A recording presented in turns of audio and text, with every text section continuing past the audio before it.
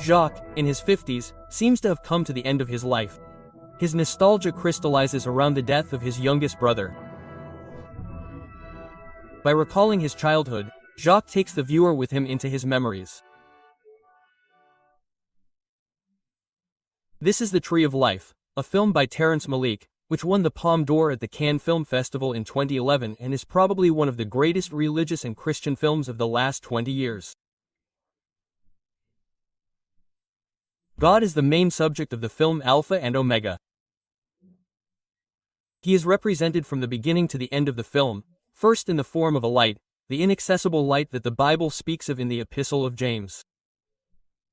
And then, in a more discreet but real way, God is present at every moment of the film. But let's say it right away. The Tree of Life is not an entertainment film. There is no hard-hitting action, no romantic story, no tight dialogue, no grand scenarios. If this book were a book, it would be a book of poetry. It's about meditation and contemplation. We contemplate a man who questions his life, death, and redemption, and through the poetry of the images, the film intends to give these questions a meaning that will take on the dimensions of the entire universe, a universe whose mystery will ultimately escape us. Yes, I repeat, watching The Tree of Life is worth it. It's a demanding film, but watching a film like Bach or Mozart is also demanding, and the film intends to be at that level. It's a wildly ambitious film. So, like all ambitious films, you either love it or hate it, and film critics are divided accordingly. One question in particular will come up again and again. Why this sequence on creation, and especially what are these dinosaurs doing out of nowhere? Because you need the right keys to interpret this film to understand it. Otherwise, you'll miss the point and say that this film is a mystical religious delirium. But for those who know the Bible, these dinosaurs become an alliance with the Leviathans and the Beot in the book of Job. And that's where it gets really cool. Now, it's true, I admit that the excessive ambition of this film could make you dizzy, and perhaps it could be nothing more than an intellectual bluff. The grandiose and the ridiculous, it's true, sometimes make you dizzy. But several criteria reassure me about the quality of this film. First, I still find myself with a tear in my eye, overwhelmed by the simplicity of the emotions that come to me when I watch this film. And then there are the clearly assumed biblical references that the author unfolds without complex and which justify other readings and other more subtle allusions to watch. There is also the truth of these scenes of youth. Scenes so accurate, I find, that one believes one is reliving the development of one's own psychology and one's own youth. And then finally and above all, the masterful poetry of the film's images, enhanced by beautiful music. Yes, I humbly admit it, The Tree of Life is a film that is beyond me. In any case, I haven't seen it all yet. I decided to subscribe to Brother Paul-Adrien's channel. It's really very good. That's what you did.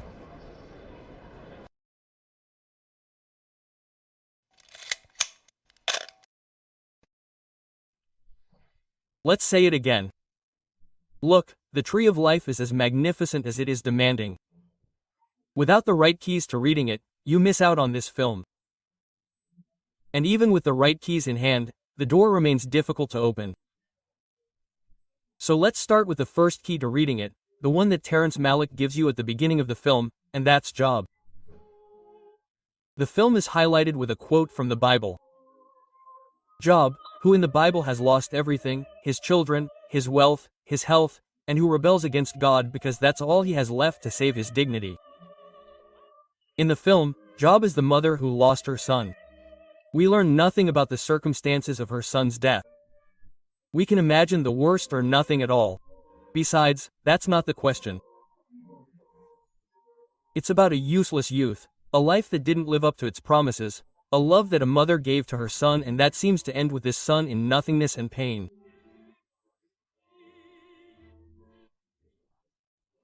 And thanks to Job, what a reading, we understand that the death of this child is less important for itself. Hence the slightly less important scenario: death is less important for itself than for the symbol it represents. The symbol of pain and suffering par excellence. A parent who buries their child. And so, thanks to Job, we always understand the soothing words of the priest, the lying platitudes of the neighbor, the solitude in which your spouse locks you up. These are the poor consolers that the book of Job talks about. Those who believe they are helping you but who are actually dragging you down. Thanks to Job, we understand this magnificent sermon in this church. Why is it beautiful, but why is it cold? It is the speech of the Liu in the book of Job. And then, and above all, still using Job as the key to reading, we understand why this long sequence that traces the history of the world and goes from the Big Bang to the dinosaurs, all against a backdrop of religious music. This sequence in the film is a replay of the closing speech of the book of Job. A speech in which it is God himself who speaks to Job to describe the wonders of his creation: good, evil, life, death. Without seeing the references to Job, we miss this sequence, which we then find pompous. But in truth, this sequence aims to help us understand how God's response works in Job. It is a response that takes the form of a revelation. The revelation of a higher wisdom that will unfold its splendor through tragedy, through the beauty of a mortal creation that aspires to eternity. And the feeling of the sublime that this revelation sometimes procures manages to chase away the pain of grief for a moment. The suffering is not resolved, but it becomes relativized. It was previously an absolute in which we lost ourselves, and the film allows us to rediscover, through a feeling of the sublime, our place as creatures in a universe that escapes us. In the absence of understanding the suffering, hope can be reborn through humility and admiration. Hope that will find its justification at the end of the film. But that's for later.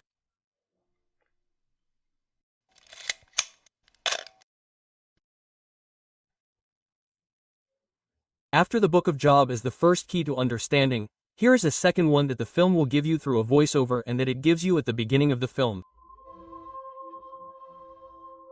Quote, "The nuns taught us that there were two paths in life. The path of nature and the path of grace. And you have to choose which one you're going to follow." Quote. This theme of two voices will be found throughout the film through the story of this family. The father, an authoritarian and strict figure played by Brad Pitt, who embodies the path of nature. Following one's own voice, being tough in the face of adversity, succeeding in life through sheer force of will, and on the other hand the sea. A figure of delicacy and humility played by Jessica Chastain, the mother who embodies the voice of grace, the love that shines through everything. And then Jacques, the son Jacques played by Sean Penn, who embodies the conflict between nature and grace, because he will find in himself these two traits that come from his father and mother. But this key to interpretation must be handled with delicacy, otherwise the film's purpose will be caricatured. At first glance, one might think that nature and grace are opposed. Good with grace, evil with nature. We would then find the opposition between the flesh and the spirit that St. Paul speaks of in the letter to the Romans. Quote, "We are no longer under the control of the flesh, but of the spirit." And there's some of that in the film. Quote from the film. "Nature always finds reasons to be unhappy when everyone around it shines, while love smiles through everything." But there are several problems in this opposition between nature and grace. First, there's a biblical problem. Flesh is not nature in St. Paul's view. Flesh, St. Paul says, represents human nature corrupted by sin. Then, there's a theological problem that the film reminds us of. Nature is good. It's the place where God reveals his glory. Hence the images of creation in the film. And finally, there's the common sense of education that the film reminds you of. The father and mother are opposed, yes, but within the framework of a marital alliance. It's nature and grace that educate children together. As caricatured as the father may be, he also has some truth in him. He reminds us that the world is hard and that work is of value. And besides, when the father goes on a trip, the children do whatever they want. What is certain is that the film shows how the voice of nature alone, without grace, is a dead end that makes us unhappy. And the father is unhappy. And it is time to bring out, not the imitation of Jesus Christ, but Thomas Quine, and one of his shocking phrases, quote, "Grace does not abolish nature, it completes it, not opposes it, but reconciles it." And that is the challenge of this film. I say the challenge, because it is not certain that we will ultimately succeed. Reconciling nature and grace is perhaps only possible in paradise, as the film reminds us again through the resurrection. But that does not mean that we should not hope for it. On the contrary, says the film,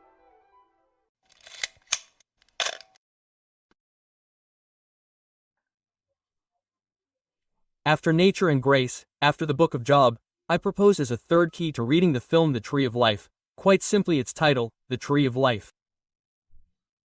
Life. When we talk about the Garden of Eden, we usually focus our attention on another tree, the tree of the knowledge of good and evil, on the forbidden fruit.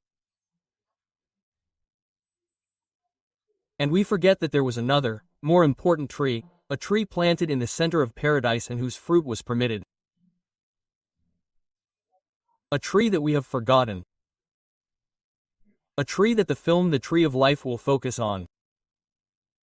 The symbol of a life that comes from above, of a life in fullness, eternal life. The Bible begins with the mention of this tree and ends with this tree. Revelation chapter 22, in the middle of the heavenly Jerusalem, between the two branches of the river, there is a tree of life. Each month, it produces its fruit, and the leaves of this tree are a medicine for the nations. The film also begins with this tree and ends with this tree. And through it, the theme of eternal life will be developed in the film through the recurring images of trees, but also through the broader spectacle of nature. The tree of life is nature traversed by glory. The earth and vegetation give a hint of God and eternal life. But the other elements will be used in the same way in the film. The fire will also give a hint of God and eternal life as an inaccessible light, a volcano of life. Similarly, the wind in the film also gives a hint of eternal life, its murmur, its inspiration, its lightness, and then, and above all, water, the symbol of life par excellence in the film. Water that gives life, water that washes and refreshes, water that flows into a river with the dimensions of eternity. The absence of water becomes the absence of life, the desert where Jacques ventures to confront his own questions and doubts. Water, fire, earth, wind. All these elements are filmed in the film to be the setting for a greater spectacle, a vaster revelation, the glory of God. This glory that gives to glimpse in creation what eternal life is. And as the Father will eventually say, I wanted to be loved because I am a strong man, a great man. I am nothing. Look at the glory around us, the trees, the birds. I lived in shame, I dishonored everything, and I did not notice the glory. A stupid man. This man who lives in shame and madness is obviously Adam, banished from paradise, but we too, following him, who no longer see the glory of creation. And now, we contemplate the tree of life, but from a distance now, it does not matter. Nature, through its glory, remains an icon of God whom we have forgotten, a path that leads to him. And the glory of nature, when we contemplate it, becomes a fruit that gives life, a remedy for our shame and our madness.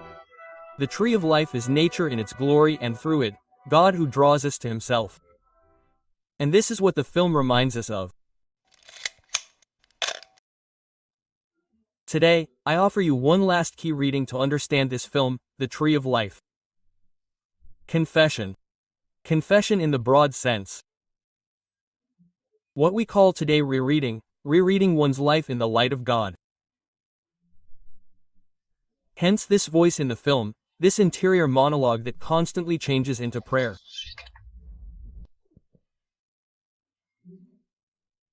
This confession from Malik goes beyond our own history, hence the detours that the film will offer you on the side of creation.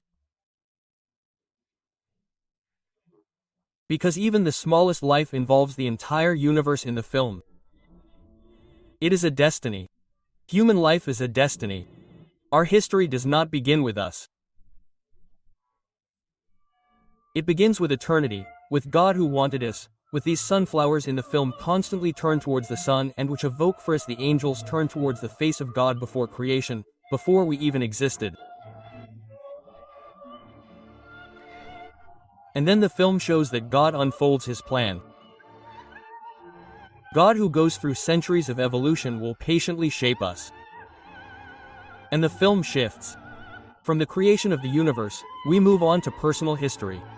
God who, after having created us, after creating the world, Jacques, the hero of the film, is given a name. We see him being born and growing up, surrounded by the love of his parents, and always with this voiceover confessing God in a sort of incessant prayer. The first jealousies, the first transgressions, and then from youth, the film moves on to adolescence, the discovery of evil. Whether this evil is physical or moral, and with the discovery of evil, the discovery of death and tragedy. And then we move on to the adolescent crisis, the questioning of authority, the insolence towards parents that turns into hatred and leads to conscious and deliberate faults in adolescence. These almost insignificant adolescent games that are nevertheless full of revolt. And the film modestly evokes the discovery of sexuality, experienced as a taboo and which leads to shameful stupidity. All this is described in this confession with delicate images, and it is difficult not to identify with it, whether or not you have experienced these experiences. Situations. The young actor plays remarkably well. The camera always chooses personal angles.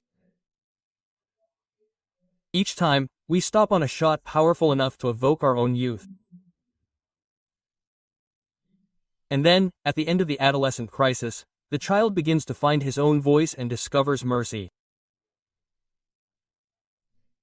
We move on to adult life, and this confession that the film depicts changes one last time.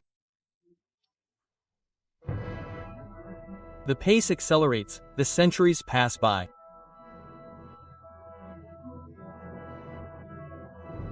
The autobiographical story that began with the creation of the world and before us surpasses us and now ends up leading to the end of the world, the resurrection of the flesh, reconciliation, reunions, and again these images of sunflowers.